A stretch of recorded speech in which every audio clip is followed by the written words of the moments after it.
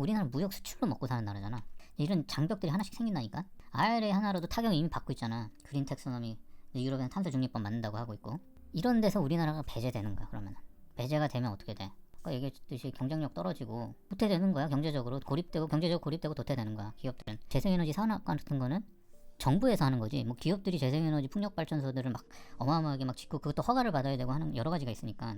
그리고 기본적으로 투자를 해야 되니까 정부에서 투자를 해야 되는 부분도 있고 허가 부분도 있고. 근데 정부에서 그거를 줄여버리면은 기업이 하겠어? 안 하지. 기업이 투자를 하려면은 정부에 사들여야 되는데 그걸 사들이질 않잖아. 그렇기 때문에 낙후될 수 있다. 그래도 하나큐스를 가진 빠릿빠릿한 기업들은 아 여기선 도저히 못 해먹겠다. 그리고 이제 해외로 눈을 돌리는 거야. 나가서 거기서 팔자. 거기서 팔자 이렇게 가는 거고. 근데 그래서 지금 미국에 가서 공장 짓고 유럽에 가서 공장 짓고 다 글로 나가는 거야. 뭐 멕시코 가서 공장 짓고 그러는 거야. 그럼 우리나라의 일자리가 줄어들잖아. 고급 일자리들이. 미래 산업의 일자리들이 줄어드는 거지. 그럼 우리나라에 있는 거는 뭐 그냥 뭐 R&D 몇 개 조금 빼고는 생산 기지나 모든 것들은 다 나가 있게 되는 결과가 되겠지. 국가 경쟁력도 떨어지겠지. 아무래도. 지금 그런 상황에 와 있다. 세계 추세와 반대로 가고 있다는 거야. 전에도 말했지만 한국 원전은 친환경으로 볼 수가 없다고 얘기를 해서 투자 어렵다고 하고 있어. 이게 원전도 보면 종류가 여러 개가 있는데 친환경으로 분류가 되려면은 기준이 너무 높아. 원전 폐기물들을 어떻게 해야 될 건지 처리해야 되는 과정까지도 다 철저하게 검토를 받아야 된다. 근데 우리나라는 현재 그 기준에 부합하지 못한다. 그리고 그거를 부합하려고 맞추려면 상당히 어렵다라는 것들을 알고 있어야 된다는 거지. 이런 기준에 부합하려면은 원전 폐기물들을 처리를 해야 되니 사람들이 원전 폐기물들을 어떻게 하는지 잘 모르거든. 원전 폐기물들 계속 쌓여. 계속 늘어나거든. 일본에서 그 원전수들을 계속 이렇게 통에다가 모아둬갖고 지금 땅이 모자라갖고 바다에 방류하겠다 그러는 거잖아. 원전 폐기물들도 계속 쌓여. 뭐 지금 원전수는 걔네들은 고장이 나갖고 계속 흘러나오니까 그게 또 어마어마하게 쌓이는 건데 원전 폐기물들도 계속 쌓인단 말이야. 우리나라는 이 폐기물을 처리하는 기술이나 이런 것도 많이 떨어져 있어. 여기만 봐도 방패물 관리 기준 수준을 타국가하고 비교한 게 있는데 이거를 운반하는 기술은 미국이 가장 잘 나가. 근데 지금 기술 격차가 3에서 4년 있고 저장 미국 역시 미국이고 5년, 용지 7년, 처분 핀란드 8년 이렇게 많이 떨어진다는 거야. 이런 거 기술을 빨리 개발을 해야 되는데 이거 개발하는데 시간이 많이 걸릴 거 아니야. 이걸 개발하는 시간에 재생에너지는 점점 늘어나고 점점 원전 에너지는 친환경에서 도태가 될 가능성이 높은 거지. 이게 나중에 이제 이런 부분은 기술 이전을 받든 뭐 어쨌든 돈을 들여 비용이 들어야 될 거 아니야. 이런 거 하는데 그때 되면은 10년 뒤면은 원전은 이제 비중이 어마어마하게 줄어들 거 아니야. 이런 처리장을 계속 건설을 해야 되거든.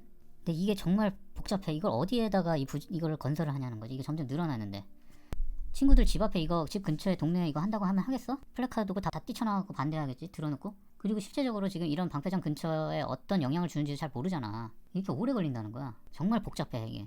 이게 땅에 묻고 이러는 건데 얼마 동안 유지되냐? 와 24,000년? 45억년 우라늄은? 안 없어진다고 보면 돼. 지금 우리나라에 이미 이렇게 방사능 폐기물장이 이렇게 쌓여가고 있지 점점. 우리나라가 땅이 큰 미국이나 뭐 중국, 하다못해 프랑스 정도의 땅덩어리를 갖고 있으면은 그나마 나. 왜냐 미국 같은 경우는 방패장이 이렇거든. 이런 것들을 쌓아놓는 거거든. 근데 얘네들은 땅이 워낙 넓잖아. 그러니까 사막 한가운데 이런 데다가 땅 파갖고 이렇게 넣어놓기도 한다고. 그리고 폐탄광 이런 데들도 넣을 수가 있는 거고. 이런 식으로 접근 금지 막 시키는 거 아니야. 이렇게 땅에 묻고 미국은 땅덩어리가 넓어갖고 이렇게 버릴 데가 많어 이거. 근데 우리나라처럼 땅덩어리 좁고 사람들 인구 밀집한 나라에서 이런 데를 부지를 선정하기가 쉬울까? 여건이 다르다는 거지. 그래 그러면 다 좋다 이거야. 그럼 원전이 정말 좋고 효율적이고 그런 에너지냐? 싸냐 진짜 원전이? 그만큼 값어치가 있냐라고 봤을 때 그만큼 값어치가 있는지 확인을 보면 과거 10년 동안 전세계 에너지 가격 동향이야. 이 노란 거가 태양광. 불과 한 10년 전, 한 14년 됐지만 10년 전만 해도 되게 비쌌어 단가가. 어마어마하게 비쌌지. 가격차를 봐봐. 모두 다 알겠지만 기술이 처음 개발되면 단가가 워낙 비싸잖아. 그런 상용화되고 보편화되기 전까지 대량 생산되고 사용자들이 많아지기 전까지 엄청나게 비싸잖아. 핸드폰도 휴대폰도 처음 개발돼갖고 제품으로 됐을 때는 몇백만 원 하고 그랬잖아. 똑같은 거지. 근데 지금 와서는 2020년도야. 쭉 떨어졌어. 여기 있어. 단가가 여기 35.9불에서 3.7불 거의 90%가 가까이 떨어졌어. 파란 건 뭐냐? 윈드, 풍력. 얘네는 요렇게 그냥 얘네는 좀 점점 떨어지고 있지. 쭉쭉 해갖고 얘네도 많이 떨어졌어. 얼마 떨어졌냐? 70% 가까이 떨어졌어. 그러면 이제 우리가 좋아하는 원전은 어떻게 됐냐? 빨간 거 12.3에서 16.3 그 올랐어 오히려. 코일, 석탄. 우리나라는 석탄을 많이 쓰는데 뭐 가격이 이거 등락이 얘는 뭐 그냥 그대로. 현황가스는 뭐 큰 변화가 없지. 조금 떨어지긴 했는데 지금 이거는 우크라이나 전쟁 때문에 또 많이 올랐을 거야. 러시아 때문에. 근데 지금 보면은 어찌됐든 다 그게 중요한 게 아니라 원전은 가격이 올랐고 태양광과 풍력이 이제 우리가 말하는 재생에너지 대표 주자인데 이 둘이 가격이 엄청 싸다는 거야. 특히 태양광이 엄청나게 떨어졌다는 얘기야. 이 독일의 유명한 언론사야. 뭐 그냥 아무거나 갖고 온 거 아니야.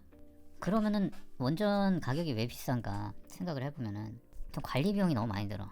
안전 문제가 많잖아. 이거 그러니까 아무나 할 수가 없거든. 그러니까 안전 관리에 들어가는 비용이 너무나도 크다는 거야. 전문 인력을 써야 되는데 당연히 인건비도 비싸겠지. 일반 관리 비용에 비해서 인건비가 다른. 풍력이나 이런 태양광은 전문가가 당연히 있다고 하더라도 관리하는 데에 있어서는 그렇게 막 어려운 게 아니거든. 그러니까 이런 비용이 많이 든다. 그리고 리스크 비용이 막대하다. 체르노빌이나 후쿠시마 보면 알겠지만 한번 터지면은 도시가 박살나. 마을 전체가. 한번 터지면은 그 비용은 감당할 수 없을 정도로. 그러니까 일본 경제가 휘청휘청해진 이유 중에 하나가 후쿠시마도 영향이 크잖아. 그 지역이 지금 복구가 안 되고, 물론 일본에서는 지금 뭐 복구가 안 됐는데도 불구하고 된 척하면서 뭐 먹어서 응원하자 이런 식으로 하긴 하는데 리스크 비용이 막대하다는 거야. 특히 우리나라 사람들처럼 이렇게 좀 건강이나 이런 거에 민감한 사람들이 예를 들어 원전이 어디서 터졌어. 거기 가서 살 사람 있어? 거기 지역 먹어서 응원할 사람 있을까? 장난을 많이 치는 비용 중에 하나가 매몰 비용인데 이게 원전 폐기물도 포함인데 원전을 건설하려면은 부지를 확보를 해야 되고 확보하는 것도 상당히 어렵고 시간도 오래 걸리고 한번 확보를 해서 원전을 지었어. 그러면은 나머지 이제 사용 연한이 끝나갖고 원전을 셧다운 해야 되잖아. 더 이상 못 쓰니까. 그러면 그 원전을 재활용할 수 있느냐? 이게 이제 사람들이 장난을 치는 것 중에 하나가 이런 매몰 비용을 얘기를 안 해. 원전 뭐 예를 들어 전력을 생산하는 비용이 이런 매몰 비용은 포함을 안 시킨 다음에 원전 단가가 싸다는 식으로 얘기를 하는 거지. 원전 폐기물들은 어떻게 아까 전에 봤듯이 어딘가에 보관을 해야 돼. 방패장이 필요하잖아. 방사능 폐기물잖아. 거기를 또 부지를 확보를 해야 되고 아까 전에 봤지만 뭐 45억 년 우라늄 같은 거는 땅을 파갖고 어딘가 묻어야 되는데 그 땅은 그럼 쓰지 못하는 땅이 될 거 아니야. 어찌됐든 그 비용은 계산을 안 해놓는 거지. 그래놓고 원전의 생산량이 싸다 뭐 이런 식으로 하는 거지. 이런 부분은 빼고 앞으로 사용하지 못한 매몰 비용들을 다 빼버리고 사람들이 기만하는 거. 아까 그래프에서도 봤지만 원전 단가 안 싸다는 거. 이것까지 포함하면 더 비싸다는 거거든. 가뜩이나 우리나라처럼 땅덩어리 좁고 인구 밀집된 나라 같은 경우는 한번 터지면 난리 난다. 미국같이 큰 데는 한번 터져 한 지역 터져도 거기 못 쓰면 돼. 근데 못 쓰면 거기는 사람 피해 있으면 되는데 우리나라처럼 좁은 땅에서는 터지면은 그냥 날아가는 거지. 지역이. 일본도 그나마 후쿠시마 거기는 사람이 안 살아도 워낙 일본도 땅덩어리가 크니까 그게 가능한데 우리나라 월성에서 원전 터져갖고 그 지역 반경으로 해갖고 다 초토화된다고 해봐. 그 근처 가서 살 사람 있을까? 싸지도 않고 미래 전망도 없고 이거는 정부가 정책적으로 바꾸지 않으면 바꿀 수가 없는 산업이야. 뭐 민간이 알아서 해라 뭐 이런 거 되는 부분이 아니거든. 왜냐면 워낙에 대규모 투자가 들어가는 거기 때문에 재생에너지나 이런 것들은. 그래서 앞으로 경쟁력이 상당히 뒤처지고 있는 나라인데 앞으로 그렇네. 탈원전 가야 한다. 결국에는 재생에너지를 늘리면서 2060년 아주 먼 미래야. 지금 유럽은 45년에 뭐 하겠다 25년까지 하겠다 뭐 이런 계획이 엄청나게 타이트하잖아. 우리는 60년도 늦었는데 그것마저 지금 역행하고 있는 현실이 안타까울 뿐이다.